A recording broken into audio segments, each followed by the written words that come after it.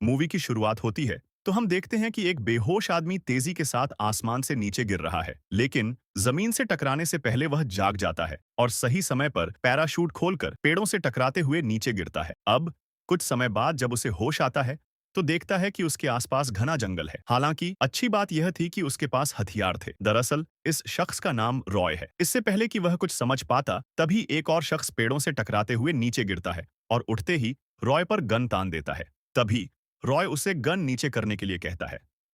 इसी बीच एक और तीसरा आदमी उनके बीच आकर गिरता है और गिरते ही उसकी मौत हो जाती है। शायद लैंड होने से पहले वह अपना पैराशूट नहीं खोल पाया था। तभी अचानक उन पर कोई गोलियां चलाने लगता है। अब रॉय किसी तरह खुद को संभालते हुए उस शख्स को ढूंढ निकालता है और उस पर गन पॉइंट करके कहता है, गोली चलाना बंद करो, हम तुम्हारे दुश्मन नहीं हैं। दरअसल यह निकोलाई है। जब पूछा जाता है कि तुम यहां कैसे पहुंचे, तो निकोलाई बताता है, मैं जंग लड़ रहा था, तभी अचानक एक तेज रोशनी हुई और जब मेरी आंख खुली तो मैं आसमान से नीचे गिर रहा था।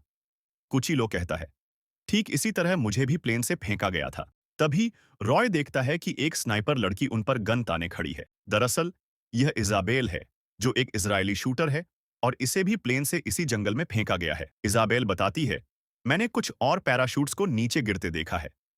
इसके बाद ये चारों लोग पता लगाने के लिए उस तरफ जाते हैं। तभी एक और शख्स की एंट्री होती है, जिसका नाम हेंजो है।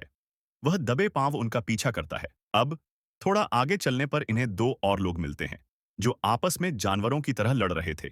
इनका नाम मुम्बासा और स्टेन है, जो इन्हें देखते ही लड़ना बंद कर देते हैं और चुपचाप इनके साथ हो लेते हैं। तभी आगे चलने पर इन्हें एक और शख्स मिलता है, जो पेड़ से उल्टा लटका हुआ था। तभी रॉय गोली चलाकर उसे नीचे उतारता है और पूछता है, अब तुम कौन हो? वह बताता है, मेरा नाम एडविन है और मैं एक डॉक्टर हूँ। दरअसल मैं अपने क्लिनिक जा रहा था, लेकिन पता नहीं कैसे मैं यहाँ आ गया। अब यह सभी लोग साथ में आगे बढ़ते हैं और देखते हैं कि हेंजो किसी अजीब सी दिखने वाली चीज के सामने खड़ा है, जो दिखने में किसी तरह का मॉन्यूमेंट लग रहा था। जब रॉय पास जाकर देखता है तो वहां बहुत सारी हड्डियां पड़ी थीं। इन्हें देखकर सभी लोग अपनी अपनी अटकलें लगाना शुरू कर देते हैं कि आखिर वे लोग यहाँ क्यों हैं, जबकि इनमें से कोई एक दूसरे को नहीं जानता। तभी रॉय कहता है, अगर हमें इस जंगल से निकलना है तो किसी ऊंची जगह पर जाना होगा। इसके बाद यह सभी 8 लोग किसी सुरक्षित जगह की तलाश में आगे बढ़ते हैं। तभी निकोलाई एक खास किस्म का पौधा देखता है। वह उसे छूने ही वाला था कि तभी डॉक्टर एडविन उसे रोक लेता है, क्योंकि यह पौधा बहुत जहरीला था, जिसकी एक खरोंच किसी भी आदमी को अपाहिज बना सकती थी। अब कई घंटों तक चलने के बाद यह लोग एक ऊंची चट्टान पर पहुंच जाते हैं। तभी इजाबेल यहाँ कुछ देर रुककर आराम करने के लिए कहती है। अब वह डायरेक्शन का पता लगाने के लिए एक पत्ते का कंपास बनाती है, लेकिन वह बिना रुके गोल गोल घूमने लगता है। तभी रॉय कहता है, यहाँ कुछ और भी गड़बड़ है, क्योंकि जब से हम यहाँ आए हैं सूरज वहीं का वहीं है। मुझे लगता है कि हम किसी बड़ी मुसीबत में फंस चुके हैं और जिसने भी हमें यहाँ भेजा है उसने हमें सोच समझकर चुना है, क्योंकि हम सब खतरनाक फाइटर्स हैं, सिवाय उस डॉक्टर के। आराम करने के बाद एक बार फिर सभी लोग जंगल की तरफ जाने लगते हैं। तभी इन्हें कपड़े से ढका हुआ एक पिंजरा नजर आता है, जिसे सभी लोग बड़ी सावधानी के साथ खोलते हैं, लेकिन यह अंदर से खाली था। तभी स्टेन की नजर पेड़ों पर जाती है और वह देखता है कि यहाँ ऐसे बहुत सारे पिंजरे लटके हैं, शायद जिनके अंदर किसी जानवर को बंद करके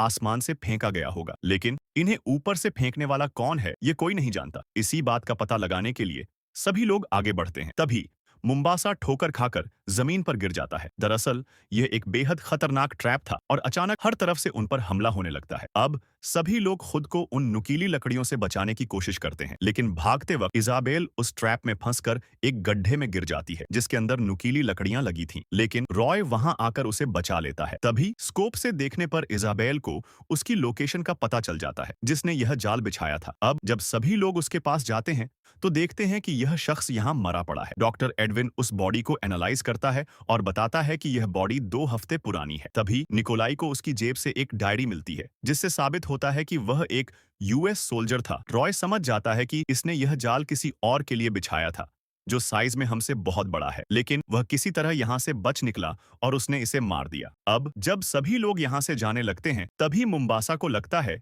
कि शायद उन्हें कोई देख रहा है, लेकिन दिखाई न देने की वजह से वह उस पर ज्यादा ध्यान नहीं देता। अब सभी लोग चलते चलते जंगल के छोर तक पहुंच जाते हैं, लेकिन यहाँ के नज़ारे सभी के होश उड़ा देते हैं, क्योंकि जब ये लोग आसमान में देखते हैं तो पता चलता है कि यहाँ कई ऐसे ग्रह हैं जिन्हें इन लोगों ने आज से पहले कभी नहीं देखा। यानी एक बात तो पक्की थी कि ये लोग पृथ्वी से बहुत दूर आ चुके हैं। इसके बाद रॉय यहाँ से निकलने के लिए दूसरा प्लान बनाता है और सभी लोग एक बार फिर जंगल की तरफ लौटने लगते हैं। तभी एक ड्रोन उनके ऊपर से गुजरता है और अचानक कुछ जंगली जानवर उन पर हमला कर देते हैं। ये लोग भी पलटकर वार करते हुए उनमें से कई जानवरों को मार देते हैं। वहीं स्टेन बचकर भागने की कोशिश करता है क्योंकि उसके पास गन नहीं थी, लेकिन मुम्बासा उसकी जान बचा लेता है। वहीं इजाबेल की गन में सिर्फ एक गोली ही बचती है, इसीलिए वह खुद की जान लेने की कोशिश करती है। लेकिन तभी एक सीटी बजती है और सभी जानवर वहां से भाग जाते हैं। अब रॉय को समझ आ चुका था कि इस जंगल में कोई है जो उनका शिकार करना चाहता है। इसीलिए उसने कुत्तों को भेजा ताकि सभी लोग अलग होते ही वह उनका शिकार कर सके।